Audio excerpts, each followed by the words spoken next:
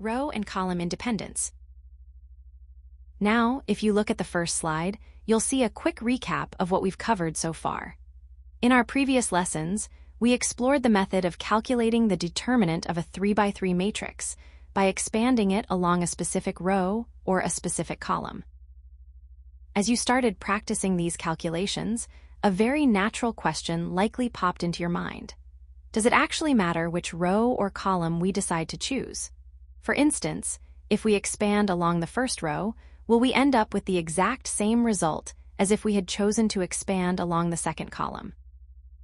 Well, I have good news for you. The answer is yes. The final result will be identical regardless of your choice. This fundamental property is what we call row and column independence.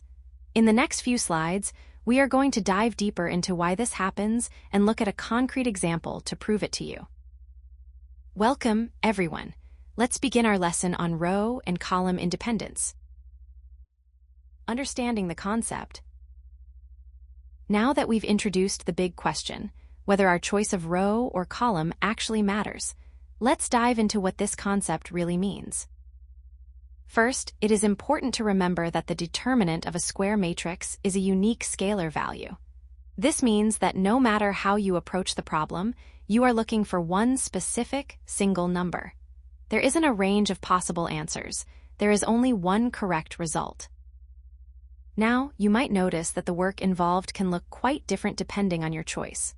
While the mathematical process, meaning the intermediate steps you take and the specific minors you calculate, will change depending on which row or column you select for expansion, the final numerical result remains identical. You might take a longer path or a shorter path, but you will always arrive at the same destination. To put this into more formal mathematical terms, for any square matrix, which we will call A, the value of the determinant of A is invariant. In mathematics, when we say something is invariant, we mean it does not change. So, the value remains the same regardless of the choice of the row or column used for the cofactor expansion. To help make this abstract idea feel a bit more concrete, let's look at a real-world analogy in the next slide. Conceptual analogy. Now, I know that the idea of invariance might sound a bit abstract or purely mathematical, so let's step away from matrices for a moment and look at a real-world analogy to make this concept more intuitive. Think about the last time you went grocery shopping and had to calculate the total cost of your bill. Imagine you are looking at your long list of items. There are two different ways you could approach summing up the total price. First, you could simply go through the list line by line, from top to bottom, essentially calculating it row-wise. Alternatively, you could decide to group your items by category. You might sum up all the vegetables first, then all the dairy products, and then all the snacks, and finally add those group totals together, which is very much like calculating column-wise. Now, here is the key point. Regardless of whether you go through the list sequentially or group them by category, the final total amount you pay at the checkout counter will be exactly the same. The method of grouping changes, but the total does not. This is exactly what is happening with our determinant. As we are about to see in the next few slides with our concrete example, the path, or the specific row or column you choose to expand might change the intermediate steps and the numbers you work with, but the destination, the final numerical value of the determinant, remains absolutely unchanged. Step-by-step demonstration. Now that we have understood the theory and the grocery bill analogy, let's move from the abstract to the concrete. To truly verify this property of row and column independence, we are going to work through a practical demonstration. Take a look at this matrix, which we will call matrix A. It is a 3x3 matrix where the first row contains the numbers 1, 2, and 3. The second row consists of 0, 1, and 4, and the third row is composed of 5, 6, and 0. To prove that our choice of expansion doesn't change the final result, we are going to calculate the determinant of A, denoted as the absolute value of A, using two distinct paths. First, we will perform an expansion along the first row, which we'll call R1. Then, to see if we arrive at the same destination, we will perform a second expansion, this time along the first column, which we'll call C1. Let's see if the results match. Path A, expansion along the first row, R1. Now that we have our matrix, let's jump into our first calculation path. On this slide, we are even going to perform the expansion along the first row, which we denote as R1. First, let's identify our key players. Looking at the first row, our elements are a 1, 1, which is 1, a 1, 2, which is 2, and a 1, 3, which is 3. Before we start calculating, we must remember our sign convention for the first row, which follows a plus, minus, plus pattern. This means the middle term will be subtracted. Let's walk through this step by step. In step 1, we take our first element, a 1, 1, which is 1, and multiply it by its corresponding minor. To find this minor, we look at the remaining elements after crossing out the first row and first column. This gives us a 2 by 2 determinant with 1, 4, 6, and 0. Calculating the determinant of this minor, we get 1 times 0 minus 4 times 6, which equals 0 minus 24, resulting in negative 24.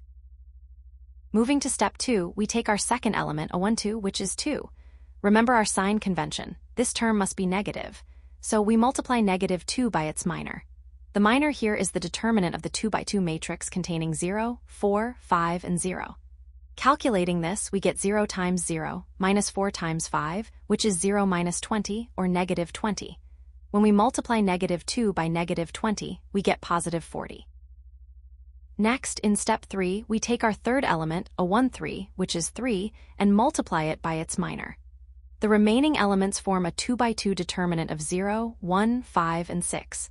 Calculating this, we get 0 times 6 minus 1 times 5, which is 0 minus 5, giving us negative 15. Finally, in step 4, we simply sum all these individual results together. We take our negative 24, add our positive 40, and then subtract 15. This brings us to a final result of 1. Keep this number in mind, because in the next slide, we are going to try a completely different path to see if we arrive at this same destination. Path B, expansion along the first column, C1. Now that we've seen how the calculation works using the first row, let's switch gears and try path B this time. We're going to expand along the first column to see if we arrive at the same destination. Looking at our first column, the elements will be working with our 1, 0, and 5. Just a quick reminder. We must follow the sign convention for the first column, which follows a plus, minus, plus pattern. Let's walk through the steps. Step 1, we take our first element, which is 1, and multiply it by its corresponding minor. That gives us 1 times the determinant of the 2 by 2 matrix with 1, 4, 6, and 0. Calculating that 2 by 2 determinant, we get 0 minus 24, which results in negative 24. Step 2, next, we move to the second element in the column, which is 0. We multiply this by its minor and apply the negative sign from our convention. Now, since we are multiplying by 0, the entire term simply becomes 0. This is a great example of why choosing a column with zeros can save us a lot of work. Step 3, finally, we take our third element, which is 5, and multiply it by its minor. This involves the determinant of the 2 by 2 matrix with 2, 3, 1, and 4. Calculating this, we get 2 times 4 minus 3 times 1, which is 8 minus 3, giving us 5. Multiplying that by our element, 5, we get 25. Step 4, now we just sum our results together. We take negative 24, add 0, and add 25. As you can see, the final determinant of A is 1. Notice how even though we used a completely different path and different intermediate numbers, we reach the exact same result as we did in the previous slide. Conclusion. So, if we look at the results from both Path A and Path B, we can see that they are identical.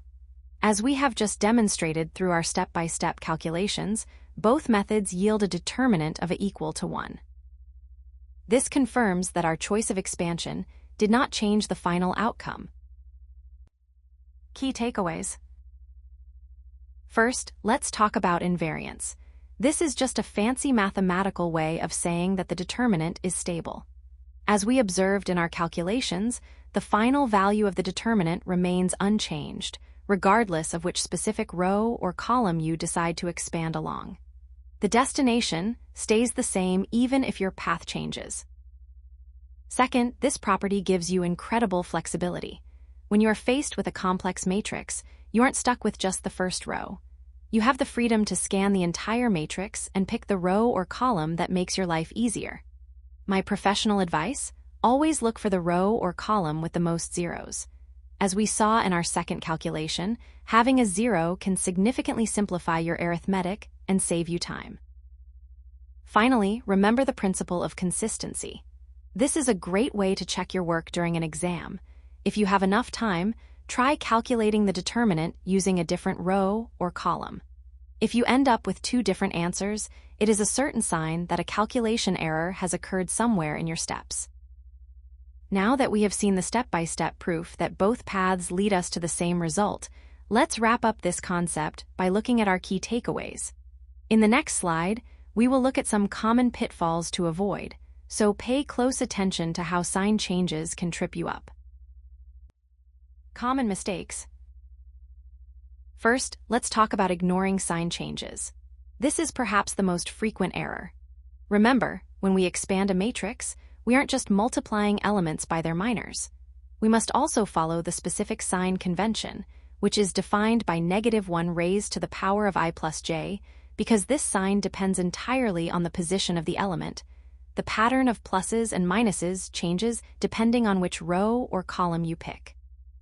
For instance, if you are expanding along the first row, the second element carries a negative sign. However, if you switch your focus to the second row, that first element now carries the negative sign. You must be extremely vigilant in applying the correct sign for the specific row or column you have chosen. Secondly, we have to address what I call calculation fatigue. As we saw in our step-by-step demonstration in the previous slides, expanding along a row or column with many non-zero numbers can become quite tedious and involve several layers of arithmetic. When the work becomes repetitive, it is very easy to make a small, yet devastating, arithmetic error. To prevent this, I want you to remember the concept of the path of least resistance. Since we have the flexibility to choose any row or column, always look for the one that contains the most zeros. By choosing a path with more zeros, you simplify your workload and significantly reduce the chance of making a mistake.